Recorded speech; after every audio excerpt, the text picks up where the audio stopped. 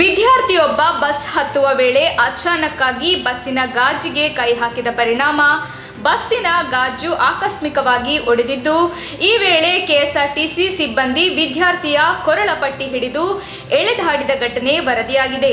ಸೋಮವಾರ ಸಂಜೆ 5:30 ಸಮಯದಲ್ಲಿ ತುಮಕೂರಿನ ಕೆಎಸ್ಆರ್ಟಿಸಿ ಬಸ್ ನಿಲ್ದಾಣದಲ್ಲಿ ಈ ಘಟನೆ ನಡೆದಿದ್ದು, ವಿದ್ಯಾರ್ಥಿಯೊಬ್ಬ ಊರಿಗೆ ತೆರಳಲು ಸೀಟಿಗೆ ಬ್ಯಾಗ್ ಅನ್ನು ಹಾಕುವ ವೇಳೆ ಅಚಾನಕ್ ಆಗಿ ಬಸ್ಸಿನ ಗಾಜಿಗೆ ಕೈ ತಾಗಿದ್ದು, ಈ ವೇಳೆ ಬಸ್ಸಿನ ಗಾಜು ಹೊಡೆದಿದೆ ಎನ್ನಲಾಗಿದೆ. ಇದನ್ನು ಗಮನಿಸಿದ ಕೆಎಸ್ಆರ್ಟಿಸಿ ಸಿಬ್ಬಂದಿ ವಿದ್ಯಾರ್ಥಿಯನ್ನು ಕಳ್ಳನಂತೆ ಹಿಡಿದು ಎಳೆದಾಡಿದ ಘಟನೆ ನಡೆದಿದ್ದು, ಸಾರ್ವಜನಿಕ ವಲಯದಲ್ಲಿ ತೀವ್ರ ಆಕ್ರೋಶ ಎಡೆಮಾಡಿದೆ. ವಿದ್ಯಾರ್ಥಿಯ ಮೇಲೆ ಹಲ್ಲೆ ಮಾಡಲು ಮುಂದಾದ ಕೆಎಸ್ಆರ್ಟಿಸಿ ಸಿಬ್ಬಂದಿಗಳ ಕಾರ್ಯವೈಖರಿಗೆ ವಿದ್ಯಾರ್ಥಿ ಹಾಗೂ ಸಾರ್ವಜನಿಕ ವಲಯದಲ್ಲಿ ಸಾಕಷ್ಟು ಆಕ್ರೋಶ ವ್ಯಕ್ತವಾಗಿದೆ.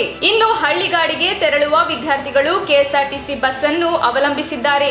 ಆದರೆ ಬೆಳಿಗ್ಗೆ ಹಾಗೂ ಸಂಜೆ ವೇಳೆಯಲ್ಲಿ ಬಸ್ ನಿಲ್ದಾಣ ಸಂಪೂರ್ಣ ಪ್ರಯಾಣಿಕರಿಂದ ತುಂಬಿ ಹೋಗಿರುತ್ತದೆ.